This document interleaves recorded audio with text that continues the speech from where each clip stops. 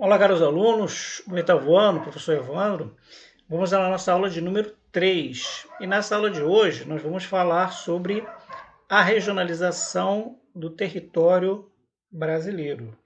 Nós vamos falar, entre outras coisas, o que significa regionalizar, né? Que é um termo que pode ser utilizado tanto para um território, né, de pequena, né, extensão, quanto territórios muito grandes, né? Além, por exemplo, das dimensões do Brasil, né? E vamos falar também de algumas maneiras pelas quais o território brasileiro ele foi regionalizado, tá bom? E por que a utilização desses critérios, né? Qual a sua importância, que é o mais importante nesse sentido. Perdão. Então, antes de eu começar a falar sobre a regionalização do território brasileiro, eu quero chamar a atenção de vocês a essa definição, né? O que significa regionalizar?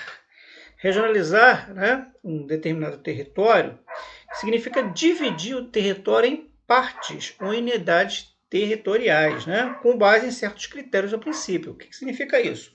Não pode ser feita uma divisão aleatória, de qualquer jeito, de qualquer forma, sem nenhuma base, sem nenhum critério, né, sem nenhum princípio. É importante que se tenha um objetivo para fazer determinada divisão. Ela vai obedecer ao quê?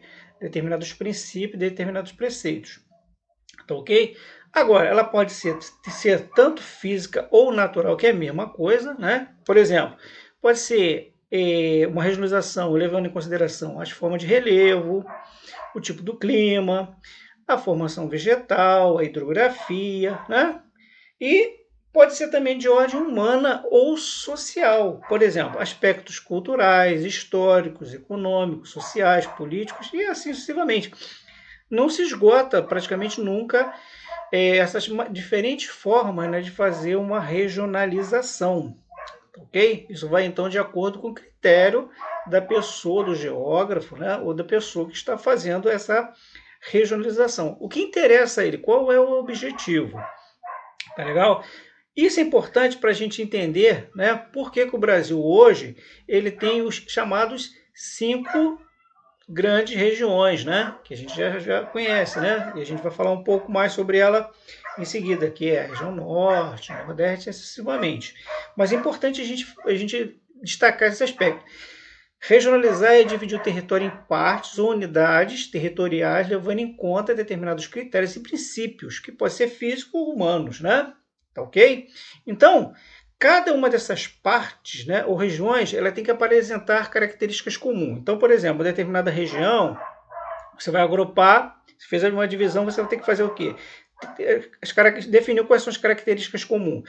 Então, você vai agrupar um determinado número de uma porção da terra, dessas terras ali, considerando aquela característica em comum. Se tiver uma característica diferente, você vai reunir outras juntas e assim sucessivamente, né? Então, não devemos esquecer de que regionalizar um determinado território depende dos objetivos e dos interesses de quem assume essa tarefa, né? Ou esse estudo, que não é apenas o geógrafo que faz esse tipo de trabalho, né? Inúmeros, por exemplo, pesquisadores podem estabelecer os seus objetivos e regionalizar conforme ele bem entender para atender ao seu objetivo de pesquisa, tá ok? E aí então estamos tomando como exemplo o território brasileiro, que é o conteúdo que vocês estudaram no ano passado, né?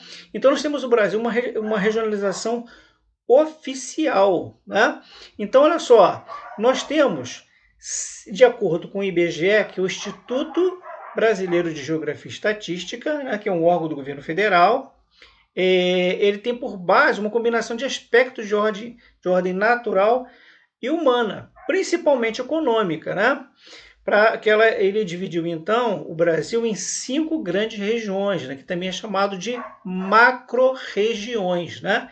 Essa é a que a gente chama de regionalização oficial brasileira, ou do Brasil, ok? Que considera quais regiões? Região norte, que corresponde aos estados de Rondônia, Acre, Amazonas, Roraima, Pará, Amapá e Tocantins. Essa é a região, perdão, norte. A região nordeste é a segunda, né? Que compreende os estados de Bahia, Sergipe, Alagoas, Paraíba, Rio Grande do Norte, Ceará, Piauí e Maranhão. Tá? A terceira região, região centro-oeste, que compreende os estados de Mato Grosso do Sul, Goiás e o Distrito Federal, onde encontra-se a capital do Brasil. E temos também a região sudeste, que é a quarta, né, que corresponde aos estados de Minas Gerais, Espírito Santo, Rio de Janeiro e São Paulo.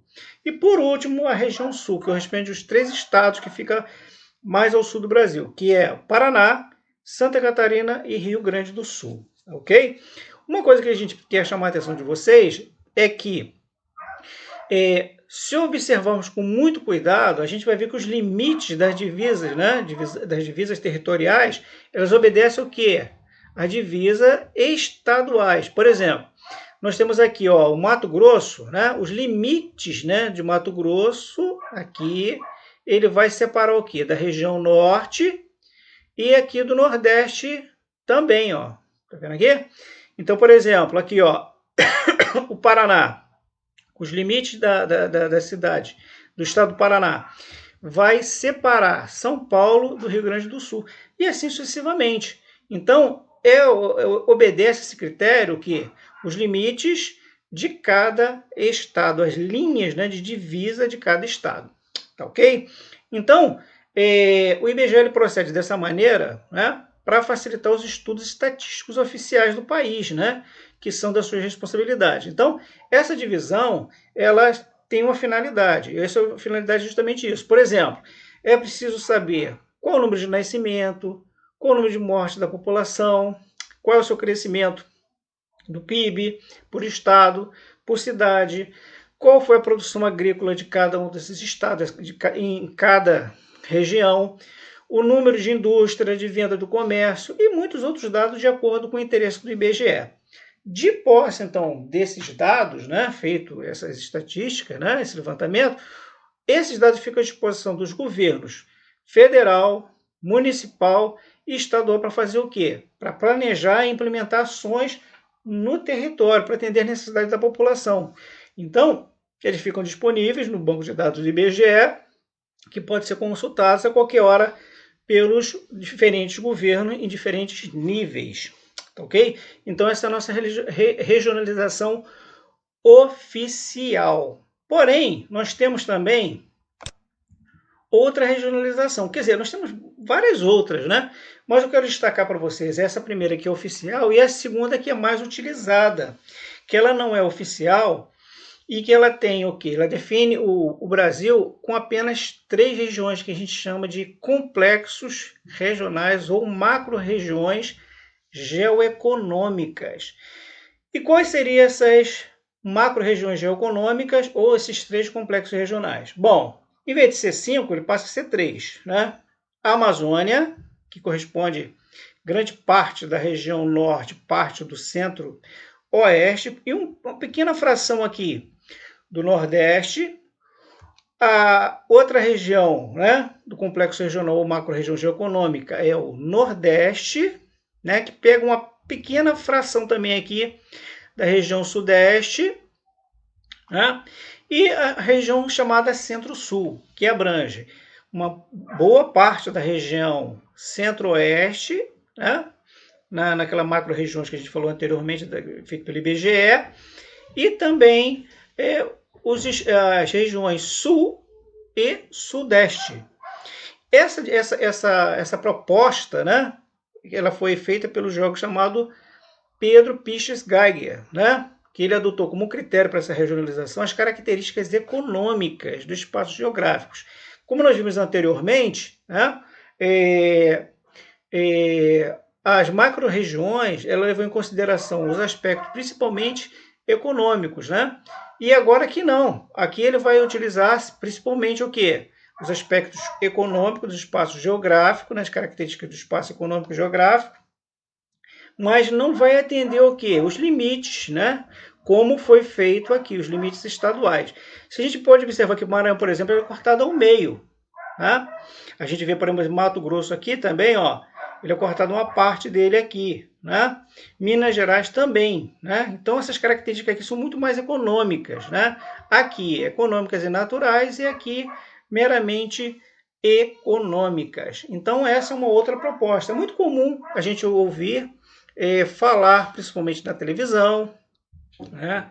A gente vê em jornais, telejornais falando Centro-Sul, aí corresponde ao quê? Esses estados aqui, ó, Goiás, né, Mato Grosso, parte do Mato Grosso, todo o Mato Grosso do Sul, parte do Mato Grosso, Minas Gerais, Espírito Santo, São Paulo, Paraná, Santa Catarina e Rio Grande do Sul. Tá ok? Então, diferentemente desse aqui que obedece aos limites estaduais, né, esse aqui não tem essa característica. E esse aqui é o que? Os aspectos dele é meramente econômicos. Tá ok? Então ficamos por aqui, pessoal. E a gente vai aprofundar um pouco mais esse conteúdo nas nossas aulas, hein? Fiquem todos com Deus, um forte abraço.